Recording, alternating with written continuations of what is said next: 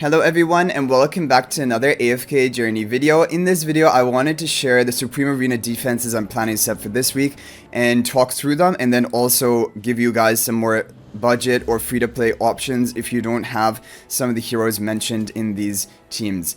Okay, so number one, we're going to take a look at the team that we have here. I'm just going to save the formation and we're going to preview it so you can get a good look at how the heroes are all going to be placed. So just to take a look at the map, first of all, we have the energy tiles here. And in this map, you can definitely run multiple things. Like, you know, Tassi can do pretty well on energy tiles. We know that. Taylene does well on them as well. But I think Maulers specifically are a great option for the energy tiles. For example, even if like we're not running a Pharastor here, having a Shakira and a Coco on the energy tiles is a lot of value for your team. Like a Shakira insta ultimate as well as Coco insta damage reduction, it gives you a lot of power to try and win. However, there are problems with it. Of course, if the opponent is running Lily May, he's going to counter one of your ultimate casts. The other problem is Dunlinger really shuts down this type of strategy. So my plan was, rather than going for Shakir on the energy tile, why not put him on the buff tile along with Vala, and I'll explain Vala why later. But the thing with Shakir is when you take a look at his ultimate ability, he begins with 400 energy in the match. If you have him at Mythic Plus, his ultimate will be cast once he reaches 800 energy. And if you have him at plus 15, which probably not a lot of people do, but if you do, then it goes down to 700 energy. So he's going to be charging up to his ultimate pretty quickly, even without the energy tile. So I thought it would be better to put a different hero there. And also, the buff tile gives you that shielding, which is good for Shakir, and it also gives you the unaffected state for 8 seconds, which should be enough for him to cast his ultimate. So that's why I thought it would be better to have them on the tiles. Now, Vala on tiles, you might be thinking, is kind of crazy because, you know, she's going to be teleported into the team. However, it gives them the shield, which is really useful. If we take a look at all the faction talents, the value you get here is going to give unaffected, which is useful. It gives life drain on the area of effect damage, which is dealt, and it gives a 60% HP shield at this level of upgrade I have. And I have the final node unlocked for stage 3, which maybe not a lot of people will. I mainly have that for the Primal Lord. But then that is even more value because the Prime Carrier is immune to the first fatal blow they take and become ineffective for 5 seconds. That is amazing on a damage carry and also on Shakir. And that is why I thought definitely I need to put Val on the tile. Also from this position, Val is likely to mark the enemy who is the prime target on the other energy tile. So that's really good. Of course, the problem is she's not hidden and the opponent can play around it. That is kind of the issue. However, overall, I'm pretty happy with this kind of team. So why have I gone for Mikola? I'm not even expecting Mikola to live for that long. I just mainly want to have the Honor Arena in effect, because when you run Pharastor, you already have 2 bodies in the Honor Arena. Mikola is going to run up in here, and Shakir is going to teleport somewhere, most likely in the Honor Arena as well. You're pretty much guaranteed to get control of that, and that's a 20% attack boost for your team. And if Mikola can survive, that's even better. She can then gain more, for example, value with the haste buff and even some healing for your team. But overall, I'm kind of like, Mikola at only Supreme Plus, she is difficult to keep her alive. She's easy to kill by the opponent. But the Honor Arena will stay even if she dies. So I went for the Verdant spell because it gives damage reduction to your tanks at the class-based buff, which is going to make Pharastors even more difficult to kill. It gives penetration to the rogues, increasing Shakira's and Vala's damage. And it gives haste to your supports to increase the casting of their cooldowns. So overall, I'm really happy with this team. What we have it set up for right now is kind of grouped up on the right side, as you can see here, and I don't know, I just feel like the opponents usually end up filling up this side with like a carry on the backline energy tile, so I want to have my illusion to just take the aggro onto that tile, and he is on the energy tile to deal some extra damage with his ultimate, but it's not going to make or break really the team. I'm just really hoping that the Coco is going to be able to cast her ultimate, and then Shakir follow it up with his ultimate as well. Okay, so that is basically the team. Now, if, for example, you don't have Pharastor and you don't have Mikola, I would still probably run Coco, and I would like to run Shakir, and you can run Brutus now. So we'll have Brutus, and we have the Maulers complete. Now, it's up to you if you want to have Shakir on the energy tile and Brutus on the back. I think this is a really good option, and it makes a lot of sense to have Shakir on the energy tile. And this is probably what I would do. And then for the final hero, I think I would run Sylvina along with the Shakir. What my plan is that the enemies will probably be grouped up here. Shakir will ultimate onto them. Sylvina will jump in and then start gaining the power of the loop lines or a buff, and Vala is eventually going to be jumping in onto the target in the back. So they're all going to kind of end up around here with the Shakir, hopefully buffing them up. And they're on the hidden tiles, which Sylvina does a great in the hidden tiles, and she can get value off. So this is the team I would run for a more budget version. If you don't have Shakir at Mythic Plus, then definitely there are other options. You can even try, like, for example, on Tundra, I would probably run one more tank here, and then maybe Odie behind the Tundra, maybe Smokey behind the Tundra, something like that. But if I would run the Smokey, I'd probably run it on this other side. So that basically all my heroes who are here are going to be getting the benefit of the Smokey healing. But here you could, like, on the other side, you could run Odie with the Entendre, something like that. Basically, Mauler team with Brutus is good even at one copy. And then whatever other heroes you have built up, just try to make use of them effectively. So looking back to the team that I am running, this is the team I'm going to experiment with. And based on the performance, then I might or might not change it.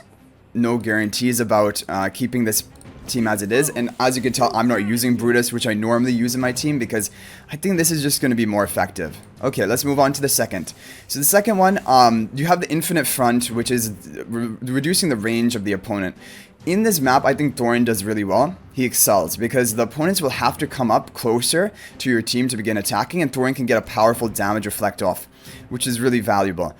Now, it also hinders your own wilder heroes who are going to be limited in their range, but not by that much. I mean, even at the 3 range, Floribel and Haywin are going to be pretty safe in the back, and also they're not going to be as targeted or focused by opponents, maybe even Valas in the back. So I think this actually might work in our favor more than it doesn't. And then Damien, Haywin for the healing. Now, if, for example, you don't have Scarlita, you can replace her for Taylene in this team. I think Taylene would do pretty well because she fits the same side of strategy, having like the stall and healing and heroes which are really difficult to kill, and Taylene will just repeatedly cast her ultimate. And Taylene just does well with Haywin as well, the healing. So Taylene would be a good option. If you don't even have that, I would probably try to go for some sort of more damage threat, because the thing is, the team as it is right now doesn't have enough damage. I would try to put a Vala in here, not really Sylvina. I think Sylvina without hidden tiles in a map like this would be kind of crazy. I wouldn't really recommend that, but definitely it could be something like Alenia if you have her built up, or maybe even Prissa would do well as well. For example, maybe something like this. You would want the Prissa to be buffing up the Floribel, however, so probably a positioning maybe like this. So we have the Tidecall spell with this team because the idea behind it is to activate the effect as soon as Scarlita is descending, to debuff the enemies, causing Scarlita to hit harder and causing the enemies to not hit Scarlita as hard to keep her more safe. Okay, another option you could go for rather than Prissa is something like Igor. This is a more stall type strategy, and it fits well in the zoo comp, but basically then you're trying to outstall the opponent, maybe not kill them, or you're trying to kill them with Floribel damage over time. I think this is not a bad option either. You can play around with the heroes that you have. You can really slot in multiple things and see whichever works best for you.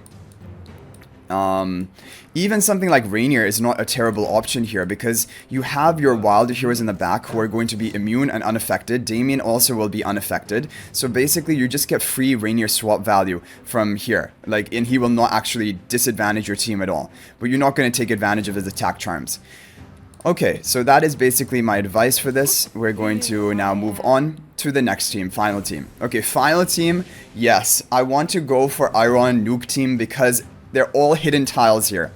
Now, if you're all on hidden tiles, the opponent has no idea what you're going to be doing, right? And the weakness of the Iron control team is that people know what you're planning. They're just going to bring Mauler heroes, Mauler tiles for the unaffected, or Wilder tiles for the unaffected, or they're going to go for Valley Shield. They're going to go for a way of countering your crowd control. But if you're entirely on the hidden tiles, the opponent might just choose a team that doesn't have a counter to crowd control, and then you're in really good shape. because like you're gonna have the full lockdown with Iron into Almas. You have a lot of damage threat and potential from Lily May, and you also have Arden, and who will rapidly charge up his energy thanks to the Iron ultimate, and then Carolina to deal high damage to the controlled enemies. We've gone for Valley Shield spell. I think this is the best artifact to use rather than, for example, Resonating spell, because Valley Shield spell benefits two of your heroes. The front line gains a big increase in defenses as well as a shield for 10 seconds. The backline, rearmost, which is Arden here, is going to gain a haste buff as well as a shield for 10 seconds and would be unaffected. But he is already unaffected from the Wilder buff tile. Iron is actually going to be unaffected. And I wanted this buff, the shield, to go to the Iron because I think he has more damage threat. He's going to be more effective as a tank. And then Almas is kind of just here so that if, for example, the opponent places heroes on this side, Almas can walk up and tank for the backline of our team. Normally, you would want to have Almas up front to take the most aggro, and then he can trigger his, basically, the ability which causes him to go back into range form. That's pretty useful and gain the energy generation. But for this one, I wanted to have Iron with the Valley Shield. Iron also has magic defense shred on a couple of his abilities to increase the damage from your carries in the back. So I really like this team. I think this is a good team you can try, and I think a lot of people would have these heroes built up. If you don't have Almas, for example, you can definitely replace for something like Granny, and then in that case, I would probably go for a strategy like this. Making Granny like the unkillable tank with Valley Shield walking into the enemy team is pretty scary. And you could also, for example, go for something like Rowan. This is also really good. This allows you to cast your ultimates faster on your backline carries, and you have a little bit of healing with the potions. So all of these are good options. It's up to you whichever one you want to run. But for me, I am going to be trying it with Almas, and if things don't go well, then I'll consider the other options. Now, for some more replacements of teams, if you have Tassie built up, what you can do is you can remove this and you can go for a Tassie Lightbearer team. That's a really strong option. I've been having a lot of success with it. So I'll just field in the Lightbearer heroes. Normally you position Tamisa over here. Have the Lily May maybe off onto this tile.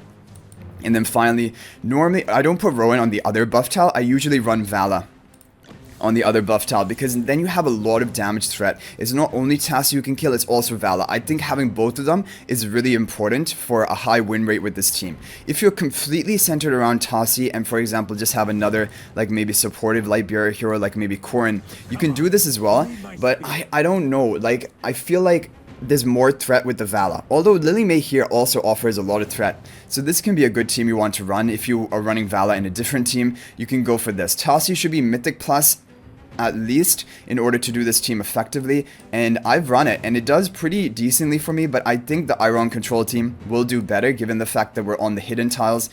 I know people are going to figure it out in the end, but yeah, that's what I'm going to be trying and testing. Definitely you could also go for a positioning like this, especially if you're running the Corrin. He can help tank for your team in the back. Or you could even go for something like this, having the Valley Shield spell on the Corrin. But I would probably give it to Tamisa. I think she'll carry with it better. So Valley Shield spell, great for the Tassie team, great for the Iron Arden control team. It's just up to you which of the two options you want to run. So we'll just put these heroes back in place. So overall, I'm pretty happy with the teams that have been come up with for this week. Good luck running these teams, and hopefully you also have pretty good results with them. And let me know if there are any other team options that you guys like to use, or maybe I missed out some good replacements for some of the heroes that I mentioned. But I think we've covered most of them, right? We've covered all the key PvP heroes pretty well. Yeah, I mean, maybe for this Floribel type Stroll team, you could go for 3 Graveborns rather than 3 Wilders. If, for example, you're getting rid of Scarlita, you could, and you don't have a Floribel built up, then I could definitely see you going for something like Viperion and Ludovic, for example. I think that could be pretty scary, like a team like this, potentially. Something like that.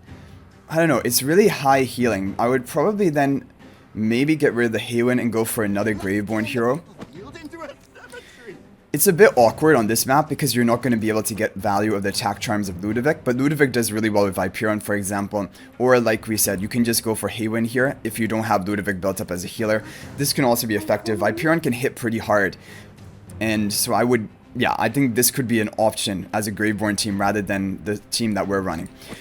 But for me, personally, this is going to be the best team that I can run. And so this is what we're going to be trying. as for other artifacts for this team, definitely I think Binding Spell works well in a stall-oriented team because you can control the enemies and allow your team more time to do the stuff they need to do, or even stall out the opponent.